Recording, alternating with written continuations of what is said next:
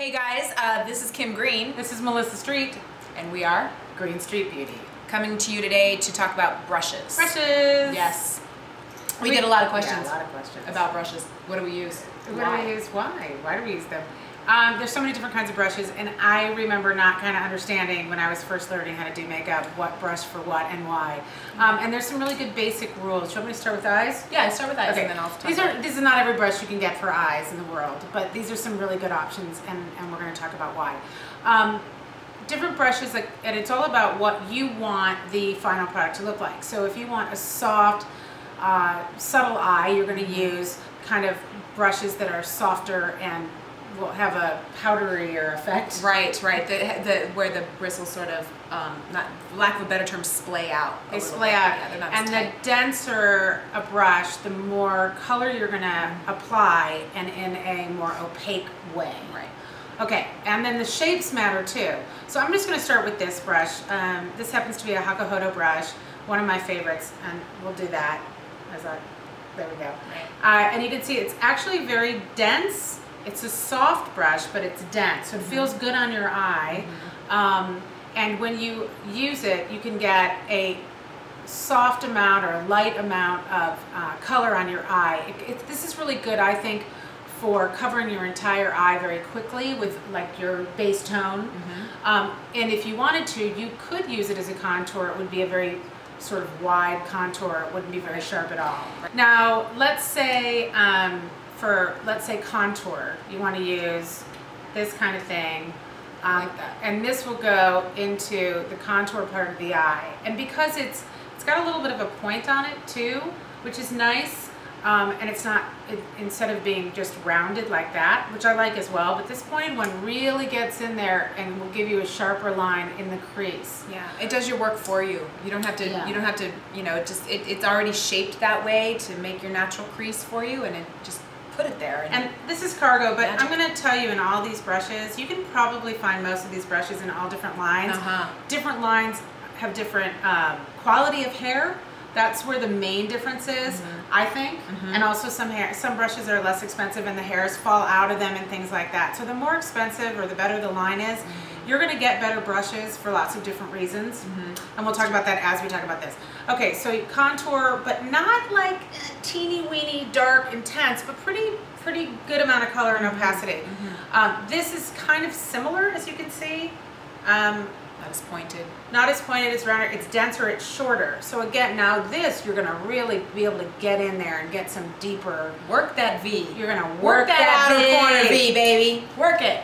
Okay, then this guy has an angle to it, as you can see, and it's very soft. So this is two-faced. What's interesting about this particular brush is it's kind of narrow. But you can use it a couple of ways. You can use it where you take advantage of that narrowness and get like that, or you can take it the long way and Cover more territory. Cover more territory is a great way to say it. And you can put the pressure here on the bottom so that you'll get more color at the crease, and then it'll sort of smoke it up, soften it out above it. See, now that's a tricky little brush. That's a tricky little brush. That's a nice little brush. I like that brush. Yeah, you might like that one. And there's a lot of angled brushes, and they come in again, shorter, taller, softer, wider, but we're giving the basics. Now this one, I'm becoming quite a little fan of this kind of brush. Is that a MAC? This is Stila. Oh, Stila. 9. Sorry, Stila. That's okay. Well, everybody has them. Well, yeah. And in all different, you know, shapes and sizes. Yeah. But again, this one's kind of great because it's very soft. You can get that really pretty soft contour if you want that. It's really, again, it's up to your design and what you want it to look like. And these guys help you make those decisions or to bring your design to life. Right. This is a synthetic brush. This is from 3 Janes. I use this kind of brush for cream colors. So you can place it on there. Cream colors, for me, I tend to want to use a synthetic brush. It just holds, the cream holds onto the brush and it transfers onto your eye better than if you use any of these real hair brushes. It's so much easier to clean cream products from a synthetic brush too. Absolutely. And then you can go on to I'm going to talk about blush brushes. These are not powder brushes. These are blush brushes, and you'll notice there's all different sizes, but they do the same kind of job. Brush like this is a Hakuhodo brush, bigger. Which you can also use for powder too. You can use it for powder too. But I love it as a blush. It's beautiful, and it'll cover more territory. It's going to give you a real soft effect because it's bigger and fluffier, okay, as opposed to something like this, which this is a V's favorite brush.